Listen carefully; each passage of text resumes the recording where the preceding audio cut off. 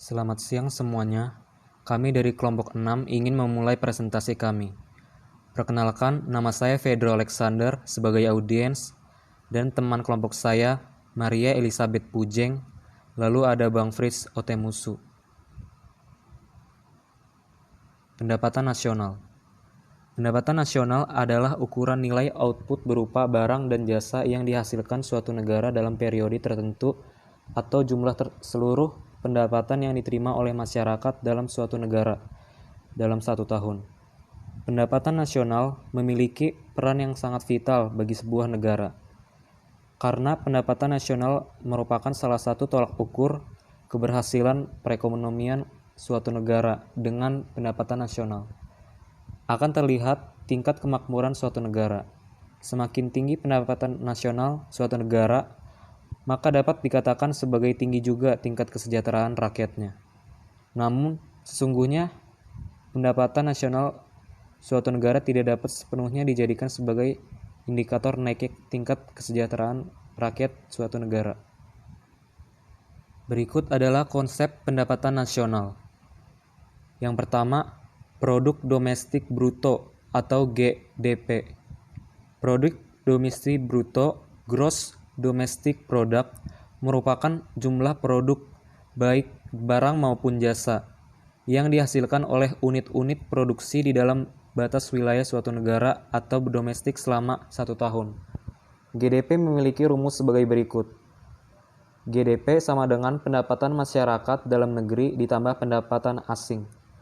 Dalam perhitungan GDP, barang atau jasa yang dihasilkan oleh perusahaan maupun instansi asing terkait juga termasuk, asalkan wilayahnya masih dalam wilayah suatu negara atau domestik tersebut. Misalnya ada perusahaan X dari Jerman yang mempunyai cabang di Indonesia. Barang atau jasa yang dihasilkan termasuk ke dalam GDP. Barang yang dihasilkan termasuk modal yang belum diperhitungkan, maka bersifat bruto atau kotor. Yang kedua, ada produk nasional bruto atau GNP. Produk nasional bruto, gross national product, adalah nilai produk. Jika barang maupun jasa yang dihasilkan oleh penduduk suatu negara selama 1 tahun, termasuk yang dihasilkan oleh warga negara tersebut di luar negeri. Jadi, jika ada seorang pria asal Indonesia yang menjual pakaian di Vietnam, barang atau jasa yang dihasilkan termasuk ke dalam GDP. Berikut adalah cara menghitung GDP. GNP. GNP, pendapatan WNI dalam negeri ditambah pendapatan WNI luar negeri dikurang pendapatan asing. Selanjutnya, produk nasional neto, NNP. Penyusutan adalah pergantian barang modal yang peralatan produksi yang dipakai dalam proses produksi. Biasanya bersifat taksiran, yang terdapat menyebabkan terjadinya kekeliruan meskipun relatif kecil. NNP.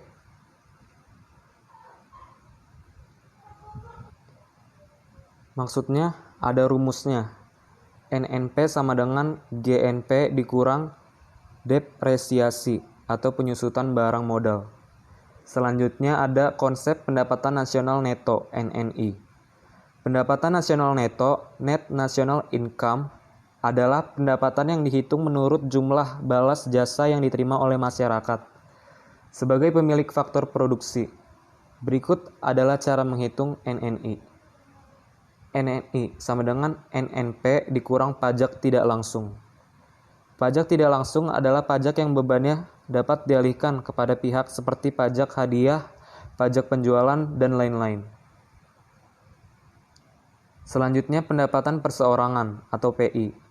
Pendapatan perseorangan, personal income, merupakan jumlah pendapatan yang diterima oleh setiap orang dalam masyarakat, termasuk pendapatan yang diperoleh tanpa melakukan kegiatan apapun. Misalnya gaji seorang karyawan kantoran maupun pendapatan wira swasta yang didapatkan secara berantai. Rumusnya itu pendapatan perseorangan sama dengan NNI dikurang pajak perusahaan dikurang iuran dikurang laba ditahan ditambah transfer payment. Nah, Transfer payment itu sendiri adalah penerimaan-penerimaan yang bukan merupakan balas jasa produksi, melainkan diambil sebagai dari pendapatan nasional tahun lalu, seperti pembayaran dana pensiunan, tunjangan, pengangguran, dan sebagainya. Selanjutnya ada konsep pendapatan yang siap dibelanjakan. Memiliki nama lain disable income. Pendapatan ini adalah pendapatan yang siap untuk dimanfaatkan guna membeli barang dan jasa konsumsi. Dan selebihnya menjadi tabungan yang disalurkan menjadi investasi. Rumusnya itu DI sama dengan PI dikurangi pajak langsung. Pendapatan perseorangan dikurangi pajak langsung maksudnya. Nah, pajak langsung itu adalah pajak yang bebannya tidak dapat dialihkan kepada pihak lain, seperti pajak pendapatan. Selanjutnya ada di pertumbuhan ekonomi. Definisinya pertumbuhan ekonomi adalah perkembangan kegiatan dalam perekonomian yang menyebabkan barang dan jasa yang diproduksikan dalam masyarakat bertambah dan kemakmuran masyarakat meningkat. Masalah pertumbuhan ekonomi dapat dipandang sebagai masalah makroekonomi dalam jangka panjang. Perkembangan kemampuan memproduksi barang dan jasa sebagai akibat pertambahan faktor-faktor produksi pada umumnya tidak selalu diikuti oleh pertambahan produksi barang dan jasa yang sama besarnya. Nah, perekonomian dikatakan mengalami pertumbuhan apabila jumlah balas jasa real terhadap penggunaan faktor-faktor produksi pada tahun tertentu lebih besar daripada tahun sebelumnya. Kemudian ada teori-teori pertumbuhan ekonomi. Teori pertumbuhan klasik. Menurut pandangan ahli-ahli ekonomi klasik, ada 4 faktor yang memengaruhi pertumbuhan ekonomi, yaitu jumlah penduduk, jumlah stok barang-barang modal, luas tanah, dan kekayaan alam, serta tingkat teknologi yang digunakan. Walaupun menyadarinya bahwa pertumbuhan ekonomi tergantung pada banyak faktor, ahli-ahli ekonomi klasik terutama menitik beratkan perhatiannya kepada pengaruh pertambahan penduduk kepada pertumbuhan ekonomi. Dalam teori pertumbuhan mereka, dikemukakan suatu teori yang menjelaskan perkaitan antara pendapatan per kapita penduduk dan jumlah penduduk. Teori tersebut dinamakan teori penduduk optimum. Apabila terdapat kekuasaan penduduk, produksi marginal akan lebih tinggi daripada pendapatan per kapita. Selanjutnya ada teori Schumpeter. Teori Schumpeter menekankan tentang pentingnya peranan pengusaha di dalam mewujudkan pertumbuhan ekonomi. Dalam teori ini ditunjukkan bahwa para pengusaha merupakan golongan yang akan terus-menerus membuat pembaruan atau inovasi dalam kegiatan ekonomi. Selanjutnya ada teori Harrod-Domar. Teori Harrod-Domar dalam analisisnya bertujuan menerangkan syarat yang harus dipenuhi supaya suatu perekonomian dapat mencapai pertumbuhan yang teguh dan steady growth dalam jangka panjang. Teori ini beranggapan bahwa modal harus dipakai secara efektif, karena pertumbuhan ekonomi sangat dipengaruhi oleh peranan pembentukan modal tersebut. Selanjutnya ada teori pertumbuhan neoklasik. Abramovich dan Solow dalam teori pertumbuhan neoklasik mengemukakan bahwa faktor terpenting dalam mewujudkan pertumbuhan ekonomi bukanlah pertambahan modal dan pertambahan tenaga kerja. Faktor yang paling penting adalah kemajuan teknologi dan pertambahan kemahiran dan kepakaran tenaga kerja. Selanjutnya ada faktor-faktor pertumbuhan ekonomi. Nah, yang pertama itu ada faktor sumber daya manusia. Sama halnya dengan proses pembangunan, pertumbuhan ekonomi juga dipengaruhi oleh SDM. SDM merupakan faktor terpenting dalam suatu pembangunan. Cepat lambatnya proses pembangunan tergantung kepada sejauh mana sumber daya manusianya selaku subjek pembangunan memiliki kompetisi yang memadai untuk melaksanakan proses pembangunan. Yang kedua, faktor sumber daya alam. Sebagian besar negara berkembang bertumpu pada sumber daya alam yang melaksanakan proses pembangunannya. Namun demikian, sumber daya alam saja tidak menjamin keberhasilan proses pembangunan ekonomi. Apabila tidak didukung oleh kemampuan sumber daya manusianya dalam mengelola sumber daya alam yang tersedia. Sumber daya alam yang dimaksud diantaranya kesuburan tanah, kekayaan mineral, tambang, kekayaan hasil hutan, dan kekayaan laut. Selanjutnya ada faktor ilmu pengetahuan dan teknologi. Perkembangan ilmu pengetahuan dan teknologi yang semakin pesat mendorong adanya percepatan proses pembangunan. Pergantian pola kerja yang semula menggunakan tangan manusia digantikan oleh mesin-mesin canggih, berdampak kepada aspek efisiensi, kualitas dan kuantitas serangkaian aktivitas pembangunan ekonomi yang dilakukan dan pada akhirnya berakibat pada percepatan laju pertumbuhan perekonomian. Dan yang keempat ada faktor budaya.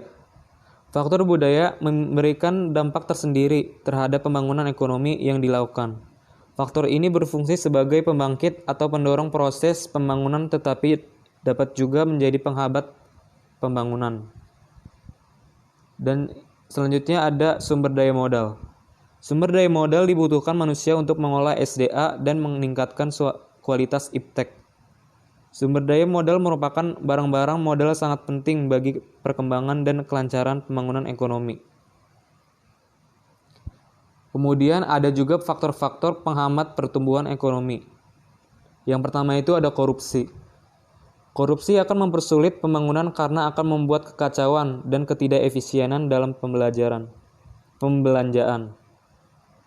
Yang kedua ada laju inflasi. Inflasi akan berdampak pada menurunnya indeks kepercayaan konsumen karena masyarakat cenderung mengurangi belanja karena berhati-hati terhadap resiko kenaikan harga tinggi. Yang ketiga ada tingkat suku bunga. Tingkat suku bunga akan mempengaruhi investasi tentunya. Yang keempat ada kenaikan harga bahan bakar minyak. Kenaikan BBM memengaruhi pertumbuhan ekonomi nasional karena dampak kebijakan tersebut menimbulkan multiplier effect menyeluruh terhadap perekonomian. Dan yang selanjutnya ada situasi keamanan yang tidak kondusif.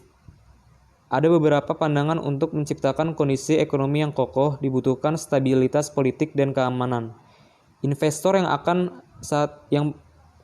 pada saat ini dianggap sebagai salah satu yang berperan dalam pertumbuhan ekonomi suatu negara tidak akan mampu menanamkan modalnya atau investasi jangka pendek maupun panjang jika keamanan tidak stabil. Kesimpulannya, pertumbuhan ekonomi di setiap negara tentunya berbeda-beda tergantung dari tingkat pendapatan per kapita suatu negara disebut dan tergantung dari berapa besar pendapatan atau penghasilan dari penduduknya. Jika pendapatan negara itu tinggi, maka pertumbuhan ekonominya juga cepat. Tetapi sebaliknya, jika pendapatan suatu negara itu di bawah rata-rata, maka pertumbuhan ekonominya juga rendah. Pemerintah harus berupaya untuk mengatasi faktor-faktor yang dapat memperlambat pertumbuhan ekonomi berikut. Berikut adalah beberapa faktor yang harus diutamakan pemerintah guna mempercepat pembangunan ekonomi di Indonesia. Yang pertama ada faktor sumber daya manusia, yang kedua faktor SDA atau sumber daya alam, yang ketiga ada faktor ilmu pengetahuan dan teknologi, yang keempat ada faktor budaya, dan kelima ada sumber daya modal. Oke teman-teman, sekian dan terima kasih.